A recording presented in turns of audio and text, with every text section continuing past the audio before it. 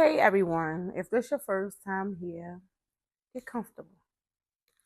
If you're a returning person, get comfortable. I'm comfortable. Okay.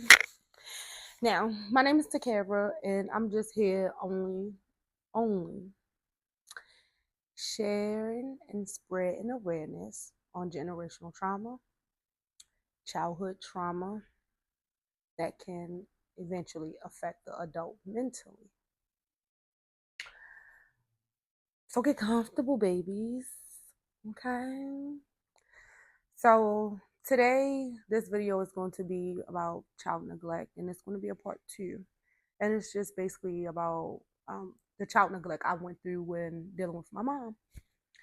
Um, so I already covered a lot of things in the last video in the part one of child neglect. This one, I'm not going to go like too much in detail. I'm just going to give you a little glimpse of far as child neglect and as a child how I was handling or dealing with those things and how I was acting out. Okay. So when living with my mom, I could tell you it was a time where I ran away. Didn't feel like you're there for me. Like it was like she just once when she noticed that I wasn't listening to her when she said certain things or doing what she said when she said certain things, it was like now she wanted to step into play of being a mom. But it was like all these years, you always treat me like I was your homegirl. You wasn't never a mom to me. I'm always in the middle. I was the only child, let's be real, the only child of all the friend groups, because like I made clear before, her friends did not have their kids. Let me correct myself.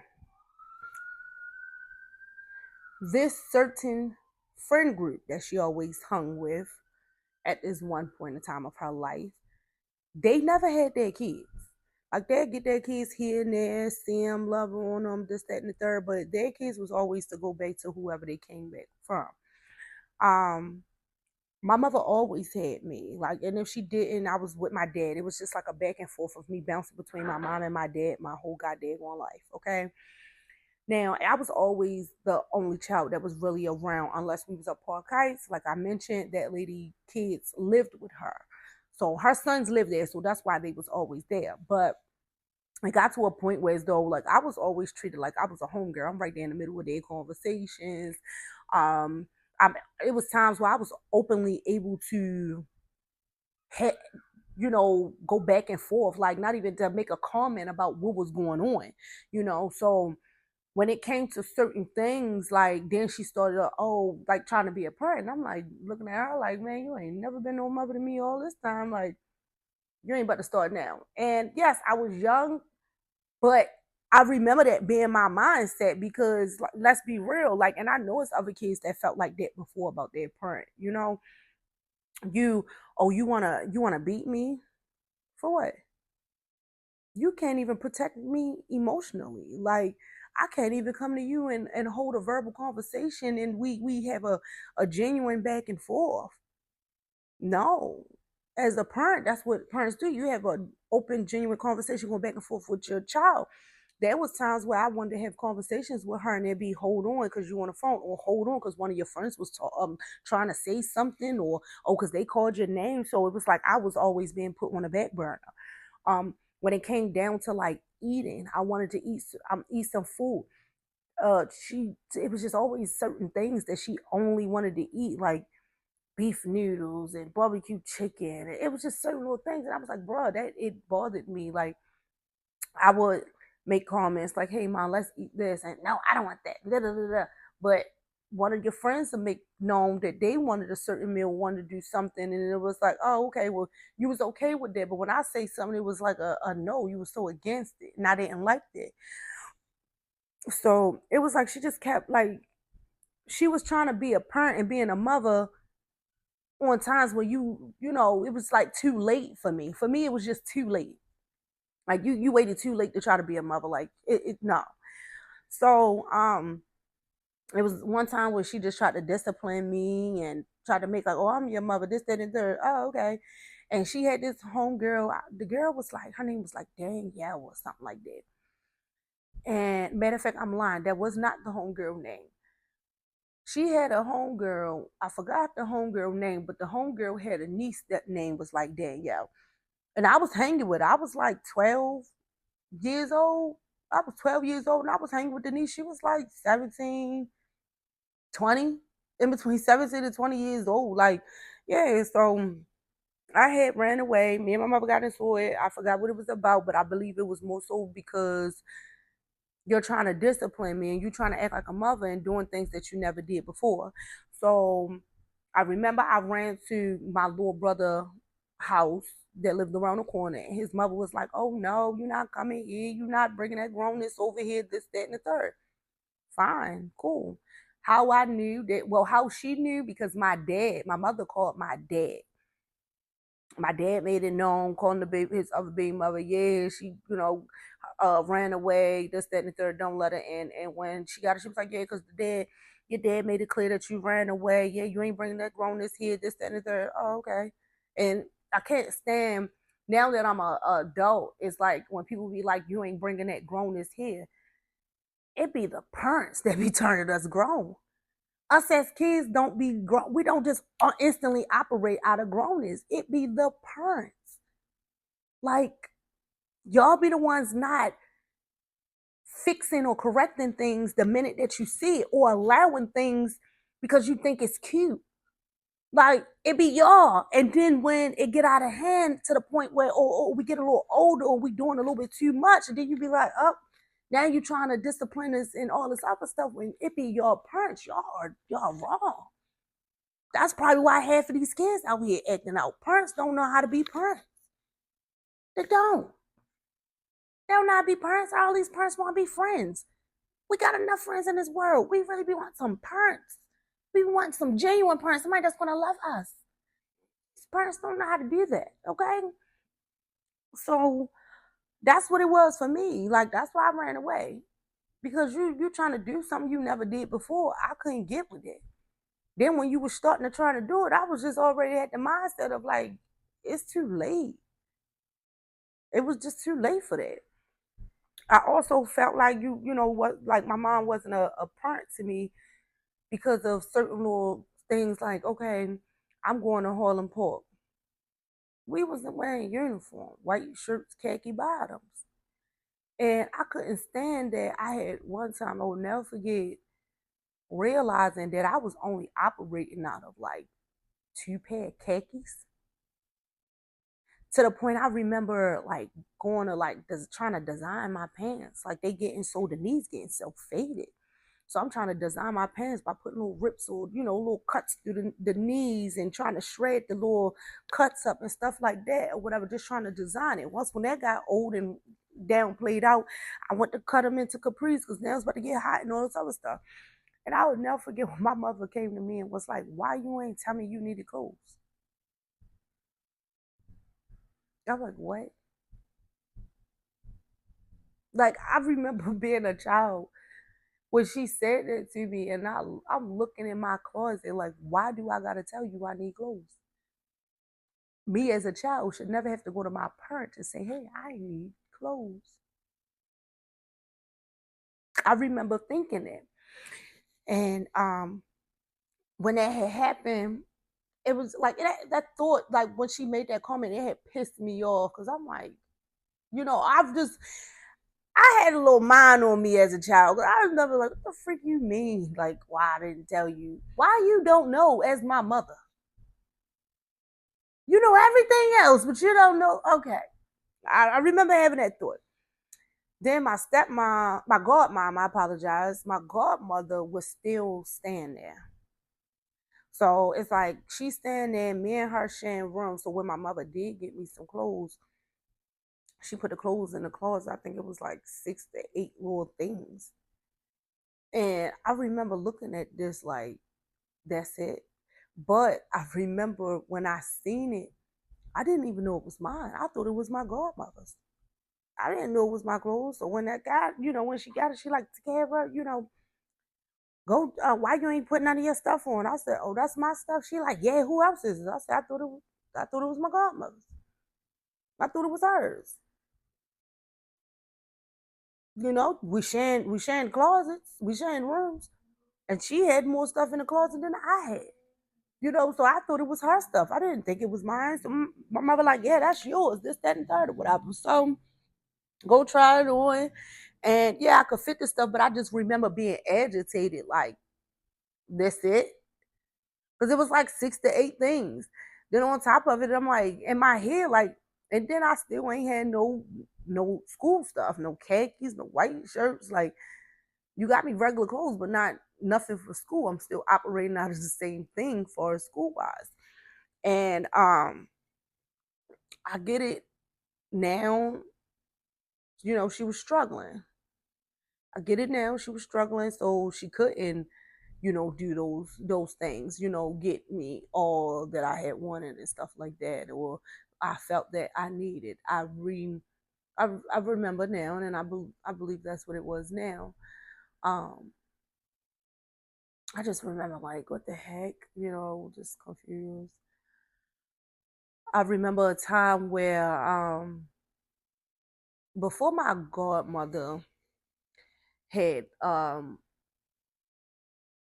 got her son, my godmother started change. I remember seeing a shift like in my godmother. She used to always go outside, this, that, and third, and go party. But I had noticed and paid attention that my godmother had started slowing down when it came to partying. Like my mother was still going out partying and stuff like that. Um, but my godmother, on the other hand, like she'll stay in the house with me, or my mother will, handle her business, whatever she got to do. My godmother would watch me while she, had to do whatever she had to do. And my godmother would cook, and my mother would be like, "Oh, I'm punished," or I can't. My mother would say, "Oh, I'm punished," or I couldn't go outside. And my godmother would let me go outside. She'd let me go outside, and my mother would always be like, "Oh, you gotta wait until I wake up and all this other stuff." But my mother, anybody that know my mother, like, that's all she do is sleep. And when she sleep for a long time. And when she sleeps, she not just for a long time. She be out. She don't hear nothing. Okay. And I just wanted to go outside so bad, and she always, "Oh no, you gotta wait till I wake up." And by the time she wake up, I can't go outside because it's dark outside. Try to get the next day, the same stuff. So my godmother would be like, well, let me go outside. And my mother would have an attitude like, "Why would you?" I told her, she like, "Yolanda, you be sleep all day, one day long. When is that child gonna go outside and have fun?" No, like I watch them, I'm watching her, and I'm gonna let her go outside. Around those times, that's when I gave her that name as my godmother. Because it was like when she started slowing down with the partying and drinking, it was like she starting to open up her eyesight. She was starting to open up to some stuff, and it was like I felt like I now had somebody to look out for me, to defend me.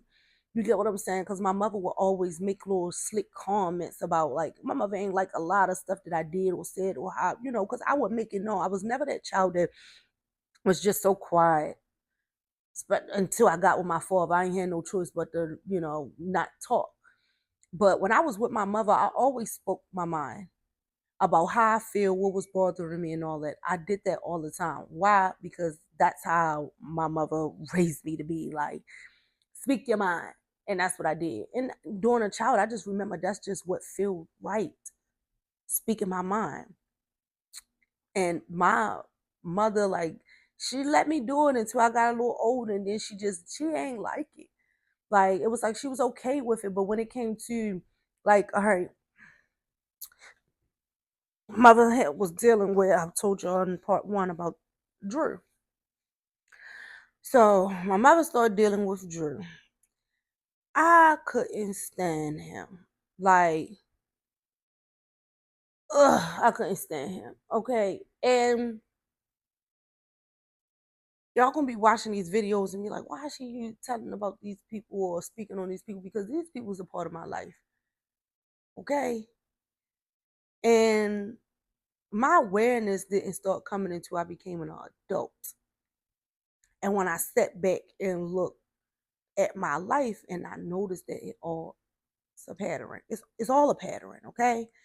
And a child will imitate the adults around them without even knowing. But when they get to their adulthood, and again, without even knowing or noticing. And that was what was going on with me. And then I started noticing and paying attention. I'm like, whoa. My mother passed, I used to tell my mother all the time, like, whoa, why I feel like I'm repeating the same or walking the same shoes. I ain't like that. Okay. So it's that right there made me start paying attention to my childhood. Like what happened in my childhood, right? And taking down notes about things that happened in my childhood because my adulthood, it's like it started imitating the adults life that was in my childhood, so that's why I had to take a step back, like, whoa. So let me get back to it. So my mother was dealing with the nigga Drew. I ain't like Drew. Drew was a leech. Drew was still in love with his baby mother. He had a daughter with his baby mother. He was still in love with her, but the baby mother had enough common sense to send him about his business. My mother was dealing with child neglect issues from her childhood, her daggone dad not accepting her or moving on and not being a dad to her. So it was like, my dad ain't nothing but an imitation of my mom's dad. My little brother dad, she clinged on him so hard and so much more so because he offered and did what her dad never did. Okay. Drew, she was trying to find love and took in the leech. Okay. Now y'all gonna be like, how you can give it time? And when I get past all this childhood and get to the high school, teenage years, and then an adult, then you'll be like, ah. So I was like, ah, oh, okay. Now Drew was a leech. He had nowhere to go, so he was staying with us. Only thing he ever did for my mother was stand there, was give out Vienna sausage. The only thing I ever seen that man did was buy pizza. He never paid a bill. Ever. I remember my mother fussing at him about paying a bill, kicking out some money. Like, I remember that. Like, why is he still here? I just remember that. Like, I couldn't stand it about her dealing with him. Like, why are you dealing with him and you gotta fuss with him about money when he's here for free? Like, yeah, granted, it's the projects, but what? I ain't like that. Before Drew came in the picture, when it came to Valentine's Day, like, my mother would get me and my brother stuff for Valentine's Day and stuff like that. But then when Drew came in the picture, it was like she wasn't getting us stuff for Valentine's Day. She was only getting him stuff. And then she'll write on the mirror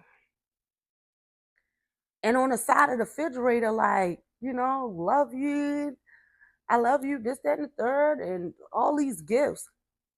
I ain't like that. I was jealous as a child because where my stuff at? He come in the picture and I don't get nothing no more.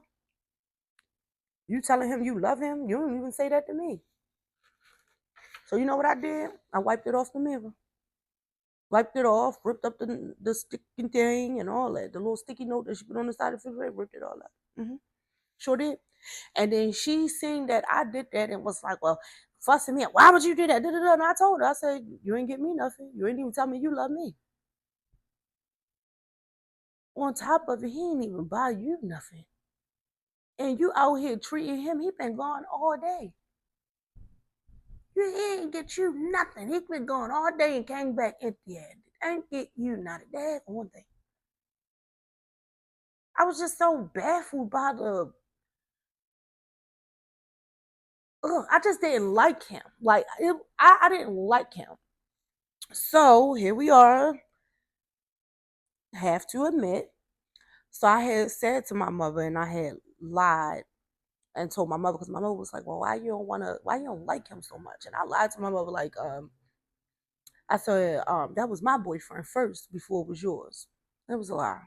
I just wanted her to get him gone. I wanted her to get him gone, and that still didn't work.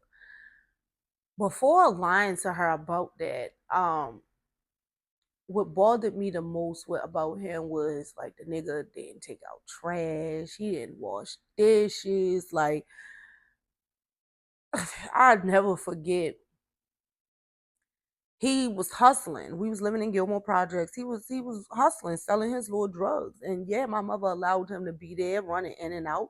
His homeboy was a hustler, sold drugs. My godmother allowed him running in and out. Like these was two women that just was short with screws in the brain at the time. And they would just let these niggas run in and out, in and out, in and out. But us kids, we couldn't run in and out. That was not a thing. It's either you in or you out. Or you come in again and you stand in. They ain't never say that about them to them niggas. And granted,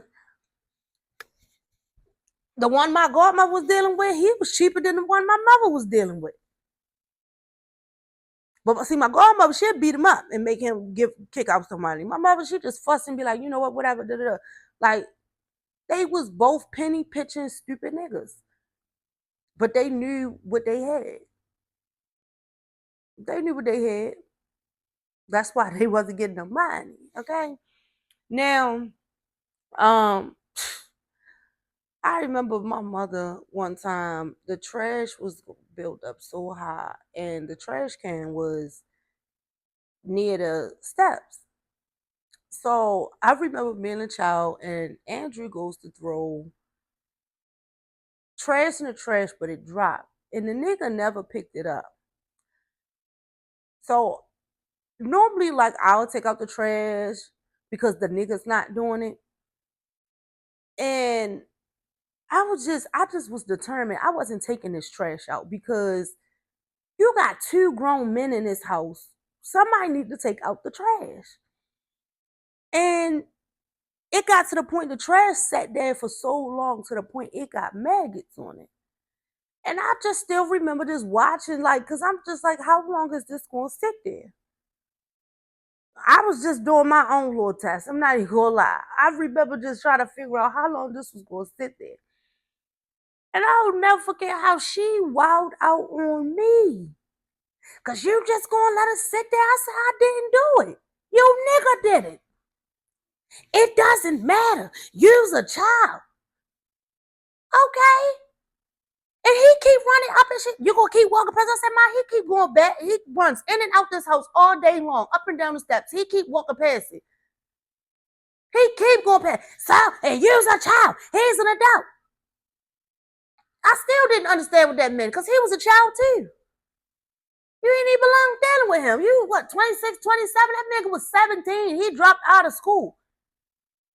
Like, what?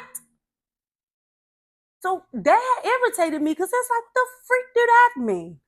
Because I'm a child and he an adult. Ain't like he paying no bills. Let's be technical around that time. Nobody was paying no bills, okay? Only bill I recall they ever paying was the daggone phone bill so that jail calls can keep coming through. I remember them even putting bills in my name. So it was like so much irritation and anger that came with him being in that house because yes, he was a child, but whatever he did, it was like I'm left to do stuff. Half of the time I'm not there. I'm gone with my grandmother for the weekend. Oh, when I come back home, I gotta wash the dishes. Dishes piled up out this world. I didn't do that. I was gone. Who asked you that? So what? And then I used to look at her like, are you freaking getting me? Like, what? So, other time when I had enough, I was like, I was trying to find my ways to get him going. Like, it irritated me because only thing that nigga literally, he used my mother. Only thing that nigga came in there to do was to come in the house at night. That was it. He washed up, he went to bed, he woke up in the morning, he put his stuff on, he was gone all day long. All day long. And he'd come back at nighttime, wash up, go to bed. And he always spoke to me, but he knew, that nigga knew I didn't like him. Because every time he spoke, all I do was just stare at him and look at him. That's all I could do was look at him. And it was so sad because, you know, he was going through his own little stuff, childhood stuff, with his own mother, him and his brother. But see, he seen what I was going through with my mother and he just found it funny. Why? Because he knew and seen that my mother was putting him before me. Okay. So she would say stuff to me like, go clean this, go clean that. Like, I irritated me because I'm like, I'm at that time, yes, I was the only child in that house at that time. But it was like, yo, we got 4 adults in here, 2 lazy niggas, and you got 2 women in here that don't want to work. It just didn't make sense. They put more work in freaking the chair while listening to music than really doing something with themselves. And that had irritated me, you know. So this one time, Drew had ordered pizza for the house. So Drew had got a meat lovers pizza. He had got everything on it, but he was getting olives on it. And my mother don't like olives. And she was trying to tell him, like, don't get olives on the pizza, but he had still got olives on the pizza. So my mother didn't want that. So I remember it was 2 boxes of pizza. One was a meat lovers, one was a pepperoni. Okay. So we, you know, ate the pepperoni and all this other stuff. Now the next day come. He started fussing at my mother because he like, you ate my pizza, this, that, and the third, and all this other stuff, because it was like a little bit of left of the olives pizza. So he fussing at my mother, like, you ate my and all this other stuff. So my mother, like, no, I didn't. She like, what are you talking about? He like, you ate the rest of my pizza. And she like, no, I did not. He like, yes, you did. You had who else? Da, da, da. So she like, only thing I ate was, I think it was like, it was a pepperoni or cheese, one or the other. She like, you know, no. So he like, yes, you did. Da, da, da, da. So I start wilding. No, she didn't. My mama don't even like olives. She don't even like olives on her pizza. Like, no, she did not. Stop sitting here saying that she ate your pizza when she did not. And she don't like olives. There's 2 other people in this house. If you ain't eat it, who else did? Because me personally, I still don't eat olives. Okay? I don't like that stuff. I don't like a meat lover's pizza because I don't want no ground beef or olives on my pizza. That's it. Okay? So I won't eat it. So and during that time I ain't like onions or nothing on my pizza either. So my mother wowed at me. She like, Takara, shut the up. And I'm like looking at her like, I'm taking up for you. So I was so irritated. I remember leaving out. And I left out and I went outside because I was like irritated.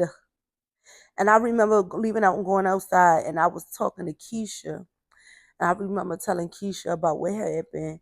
And during that time, Keisha, I would never forget, it was like her mother was dealing with a nigga as well. So as I'm venting to Keisha about that, Keisha was venting to me about her mother making her take out the trash when the nigga just sitting there laying there, feet propped up, not doing nothing. And I understood her pain because it was like, what is up with these women?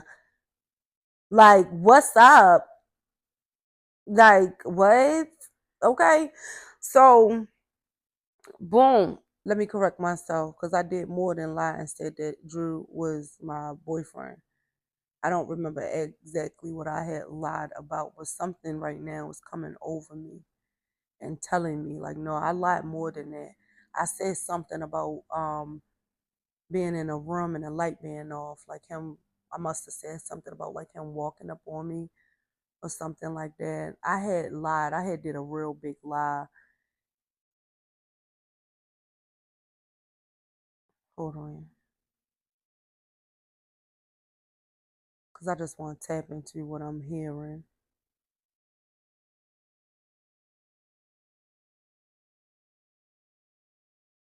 Mm. Okay. Mm.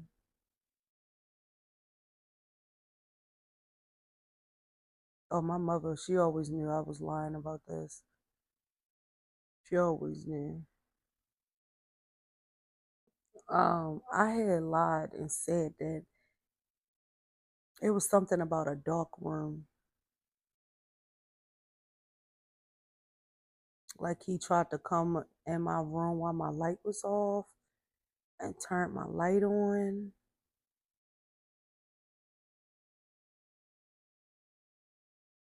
I said something really bad to the point that I came for his character. And I lied on his character. I said something as bad as that to the point that could have got him arrested.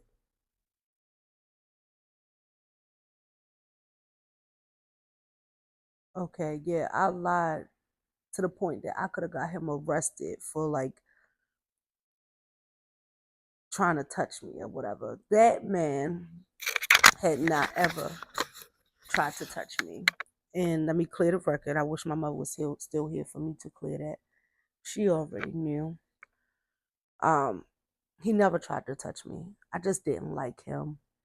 I didn't like him for my mother as a child. I didn't understand or like how you're constantly begging this man for money or begging him to pay a bill. You constantly fussing at him about doing things that a man should have done. And I know I didn't like him. Um, I had knew Drew before my mother knew him. I know that for a fact because my friend Keisha liked his friend Eyeball, God rest his soul, and Eyeball was dating Keisha cousin Chaz at that time or whatever. So I do remember that. That's how I knew about Drew. I already had known him and met him before my mother did. Like they was the guys that would give us some money to pay us to run to the store and grab them some stuff. Like before kids would get charged, before the stores would like say, "Hey, let me see your ID to get this and that from the store." It wasn't always like that. I don't remember it being like that as kids. Like I just remember they would run us to, hey, run to the store, go give me some chips. Run to the store, go give me some blunts. Run to the store, go give me a soda or a juice. Or go, they'd pay us to sit on the green box. Tell me when the police coming. They'd pay us to stand in the corner, make a whistle when the police coming, run and ride around here when the police coming. So we used to get paid to look out for them and go to the stores for them. So that's how I had met him. But I do apologize. I did lie on his character. He did not in any way, shape, or form try to do anything to me. And there's no excuse of why I lied. I'm just being honest that as a child, I said it because I'm just trying to get him out of there. Like, I just wanted to get him out of there. Seriously, I could not stand him. He knew I couldn't stand him. And him knowing that I couldn't stand him, he just got even more comfortable. It was just funny to him. It was just like, it was, I couldn't stand it. Then I couldn't stand like you as a mother keep making me clean up behind him, wash his dishes. I didn't like the, oh, I have to wash his dishes or take that trash thing. Like he was like, make him take it out. He's a grown man.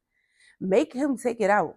Like I'll never forget when my godmother stood up for me. This is how she got the godmother title, okay? At one point in time, I did not like her at all. And it was because she was so controlling. And I didn't like that. So my mother, like I said, was not a mother to me. I always looked at her as like that was like my homegirl. That was like my sister. I never looked at her like a mother until before she passed away for real. But it was like I didn't look at her like a mother growing up because it was like you're not being no mother to me. You just, this that, and third. Like I didn't like that, okay? And my godmother growing up, like my godmother was like trying to be my mother. Takara, don't do this. Takara, don't do that. Takara, what I say. And I remember I be poop her, and I still to this day I don't even know what a poop mean, but I think it's like fu or something. I don't know. But I remember my godmother trying to tell me to do this and do that, and I would look at her like, girl, like pulled her away, like, yeah, whatever. And she told me up one day, and I was so pissed at my mother because it's like she won't even dare let you touch her kids, even if they was wrong. Why are you letting her touch me? I don't like that. I don't like that, and I would like to share that for an adult. Mm-mm. I don't care if that's your homegirl or not. If you can't tap that tail of your homegirl kids, they should not be touching your child. My godmother got the title as my godmother because I gave her that title. She is not my original godmother that my mom has given me to be my godmother. She's who I handpicked. I handpicked her because my mother was like neglecting her motherly duties during this time. My godmother started doing a lot of changing, and I noticed she wasn't drinking and partying as much as she used to. And she started allowing me to go outside and speaking up for me. Like when my mother wouldn't allow me to go outside and be like, no, you can't go outside because I'm about to go to sleep. And my godmother would be like, girl, you sleep all day, every day. Let that girl go outside and have fun and be a child. She like, you can sleep later. You can't wait to go to sleep. Let her be a child. And my mother would be like, whatever, and go upstairs and still going to bed. And my godmother would be like, go ahead outside and go have fun and I'll watch it. And I loved it because it was like, thank you. Okay.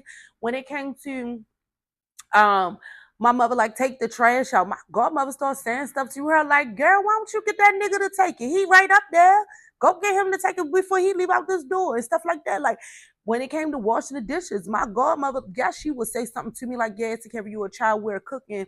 So it's only right that you wash the dishes or dry the dishes and stuff like that. She communicate with me to help me understand. You get what I'm saying? My mother, it was just do it. And that would piss me off because it's like I didn't make those dishes, he did. And my godmother, she even started saying stuff to my mother like, make him wash his own dish. Stop telling that girl do stuff that he could do on his own. Like my godmother started speaking up for me. And I loved that for her. That's why I gave her the godmother title. Another reason why I gave her the godmother title, my godmother let me go outside one day. In Gilmore Projects, I go outside and it's me, my homegirl Brittany, God rest her soul, and we went outside with the girl Black. Everybody know her as Black in Gilmore Projects. Okay. Now we go outside with Black. I made it known to Brittany like I didn't think Black like me because how she was like her energy show was basically telling me she ain't like me. Okay, so we go outside with Black or whatever, and Black like, oh come on, we gonna go to her people's house because she wanted to see if her homegirl was home. So we goes around there, and her homegirl not home. They like, yeah, she not here, da da da. They calls her because she was at another friend house. They call her, she like, yeah, she coming, she on our way. So we like, all right, cool. We come in the house, we chill. The girl brothers, they see me and these niggas, they instantly trying to trick me out. They talking about something, yeah, come on, y'all do this, that, and the third, we'll pay you. Remind you, they got a hand, like it's a handful of money. They holding it like, yeah, like, come on, I pay you. And I'm like, no. So during the time, that's when I learned about the saying sucking stuff or whatever. They was like, man, if you suck on this lollipop for me, I pay you. I'm like, heck no. Didn't know what that was or anything. So then they was talking about doing the deal. And my homegirl Brittany, go rest her soul, made it clear like we virgins. Like me and her, we was virgins. So we like she like we virgins. So when she mentioned that, I'm like, oh heck, now I know what they getting to because I wasn't understanding what they was saying. So now I know what they getting to. So Brittany like, no, we virgins, this, that, and the third. So they was talking about saying to me like they wanted me, and they was like, yeah, I'll pay you $50 if you suck on this lollipop for me. So I'm like, no. So Black, she says to them, like, hold on real quick.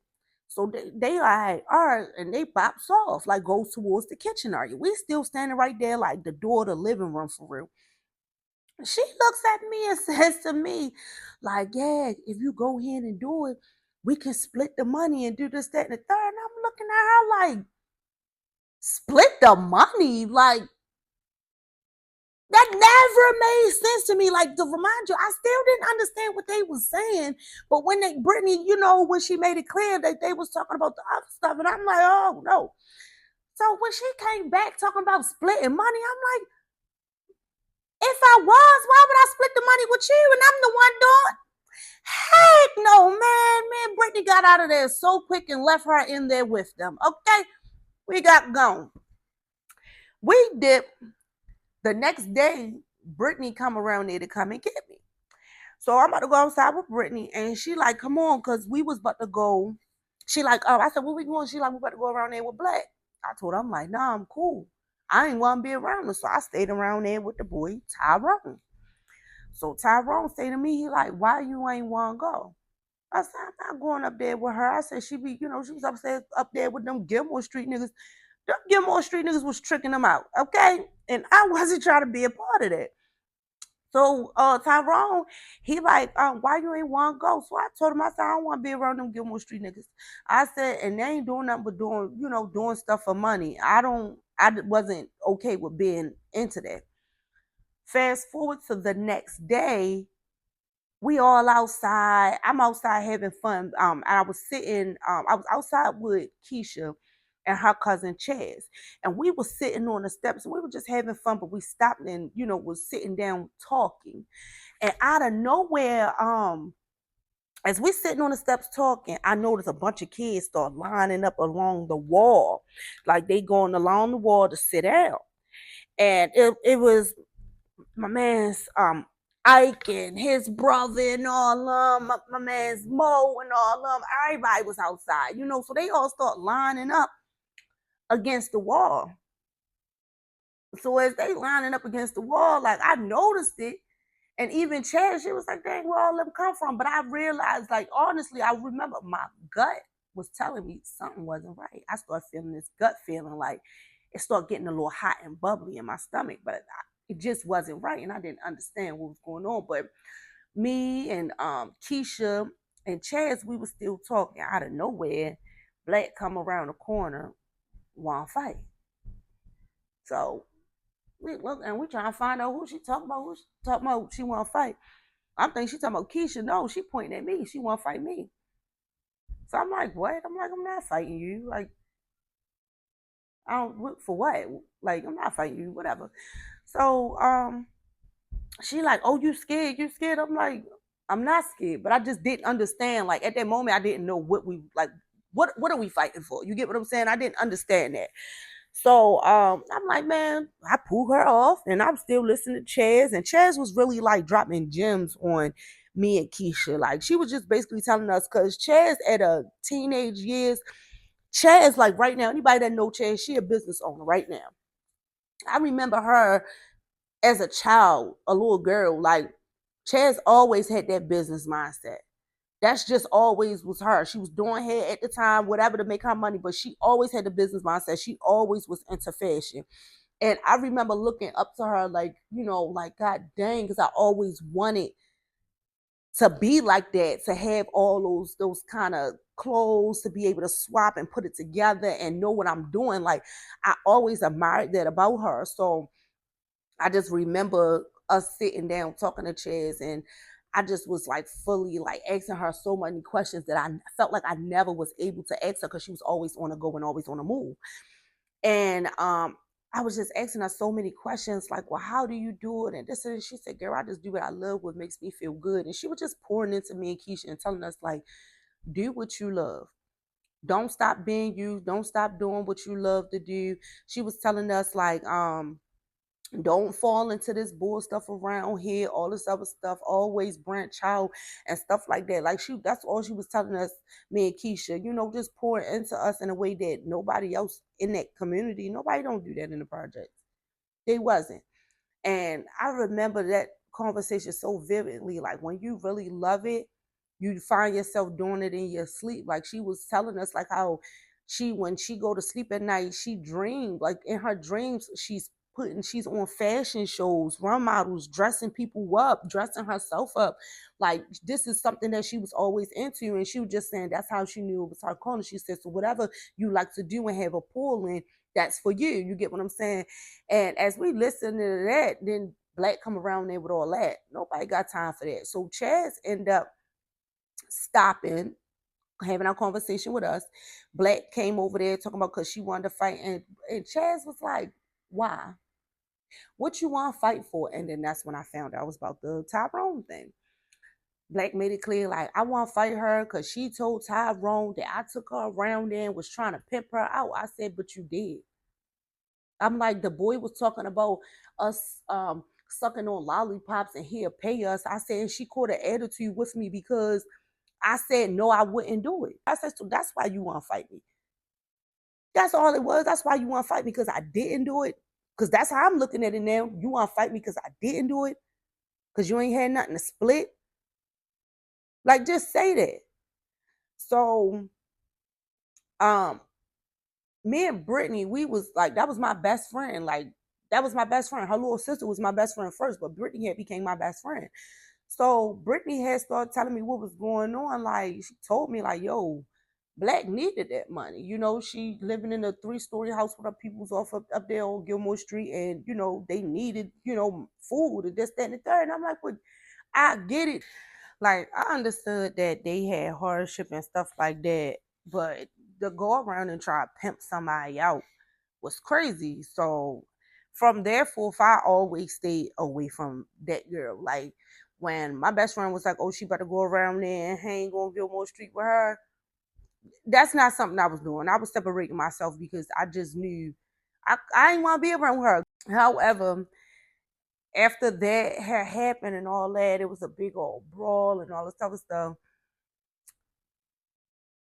It was a real big fight that had went on outside, and I had came back home, and my mother was so upset because I was outside, but my godmother let me outside. Then it was another brawl. It was Gilmore fighting with I forgot. Oh my gosh, with the people across the bridge and stuff like that. Like it got to the point the fight went all the way down to Mountain Mosier. Niggas was down there fighting and all this type of stuff. I'm sitting there, I'm just watching. I'm not getting in the middle of it because at the end of the day, that was just stupid. I never understood people be like, oh, this is my hood and I'm going to fight. This don't, y'all fighting over street names that don't got nothing to do with you. What? Niggas be fighting over projects that don't got nothing to do with you. Like, I never understood that. Like that was just so stupid to me. But okay, I was right there in the middle watching everything. My homegirl, Tiny Girl, rest her soul, she had ended up getting pepper sprayed in her eyes. We had pulled her in my ex house. Mr. Hines, Mr. Sunshine, I was telling y'all about. We pulled her in his house. We poured a whole gallon of milk on her eyes to get her right. It wasn't working. Her eyes was burning real bad. I remember my old best friend Keisha, her aunt Nee was out there fighting too. Her aunt was getting it in, okay? They was out there guffing. Like I remember the whole Gilmore went down there to fight. And I think it was fighting Mountain Mosier. The people down Mountain Mosier. I don't remember, but I just remember being there watching the whole thing. Like this is crazy. Like yeah, this real crazy, whatever. So after all that had happened, I went back home, and my godmother, when the crowd came up the street and all this other stuff, my godmother came outside like that. She was ready to fight with me. She thought I was in a fight. It wasn't even me. I was just watching everybody go back to where they came from. I was sitting there telling her and my mother what happened, how it went down, all this, that, and the third. My mother, she fussing at me. My godmother looked at her like, Yolanda, leave that girl alone. She just went and watched the fight. She was like, she wasn't in it. Like, leave her alone. Like, you keep trying to punish her or God trying to make her do this, that, and the third for being a child. She like, you act like you wasn't out here doing the same thing or worse. Like, I loved my godmother for that because from there forth, it was like I was able. I remember times me and my godmother sitting down in the kitchen talking. I remember times when my godmother would be listening to her music and she would stop her music and put it on pause just to listen to me. That was something my mother would not ever had done. You get what I'm saying? So that's how my godmother earned the title of a godmother. That's my baby, still to this day, rocking and rolling with her to the eyes eye. Okay, that's my boo. That's my boo. So that was like, to me, that was the one that showed up for me as a mother. And from here, this is the end of, like, you know, my child neglect that I went through with my mom. From here forth, we're gonna go until all that I have endured with my dad. And then from there, we're gonna start moving towards the teenage years. This is where everything start getting juicy and pieces to the puzzle start coming together. Just a little bit at a time. But I love you guys. I'll see y'all later on the next videos. If you like it, you know, I'm glad you did. If you have ever experienced any of this, I'm sorry that you have. I'm sorry that we have went through this. But always remember that our pain is our power. Don't give up on yourself, because I ain't giving up on me. I'm not. Even if you feel like you messed up, keep going. To Drew, I do apologize for coming for your character. I was wrong. I was a child. I didn't really know the extent of what I was saying or what I was doing. I didn't. And I'm not even gonna lie, honestly, when I found out the extent of it, I still didn't care, because it was like I feel like you ew. But I do apologize. I apologize for what I have said, anything that I have done. Um I do. I surely do apologize. One thing I can say, you always had my mom on your side. But this is the end of child neglect. Um, far as we're dealing with my mom. And we'll get into more. I love you guys, and I'll see you on the next video. Um, if you ever feel like you want to talk, let me know, y'all. Say something. I'm always open for it. You know, whatever it is that you feel like you need to communicate about, I'm here. I will be useful while God is giving me the chance and the time and the opportunity to be useful. So if you ever feel like you want to talk, let me know. Like, say something in the comments. Like, communicate. Communication. Say that. I'll send you an email or something, and we can openly communicate on that. If you want, we can sometimes, like, video chat, and openly communicate, because, like I said, I'm no professional, but I can give advice on how to fight this mental problem if you're an adult with it. If you're an adult and find yourself having a drink and you're thinking about, oh, my mom and dad ain't do this, or my family that, call me. That's what I'm here for, because I went through it. And I'm not here to judge, trust and believe. I'm not here to bash you. I'm not here to be a crutch, meaning as you're not about to think you're going to lean on me and that's going to be your way. Well, that's why I drink every day, or that's why I smoke every day. No, I want to better me, so trust and believe I'm going to help better you too. And my first advice is always to go to therapy. But I'm here to openly communicate and understand and tell you, like, say to you, like, hey, you should try this or you should try that. Because I have, for years, I believe I was 28 when all this had started affecting me. I was 30 when I said enough is enough, and I started fighting back. Not physically. Well, physically fighting back, mentally fighting back, and I'll use things to help me do that. So if you want to know, I can help. But again, I'm no professional. I cannot diagnose you, but I can help you. Love you all. See you in the next video. Mwah. Oh, let me point out, I'm sorry that the videos are so long, taking so long for me to upload. My phone keep cutting, saying no space, no storage, this, that, and third. I'm deleting like crazy to get this stuff to y'all. Please be patient with me. please be patient with me. Like when I get the chance and time and the opportunity, I'm gonna end up getting a camera or another phone so I can do this, because me doing it off my phone, it's not working. It's just keep cutting my stuff. So I love y'all. See you on the next one. Mwah.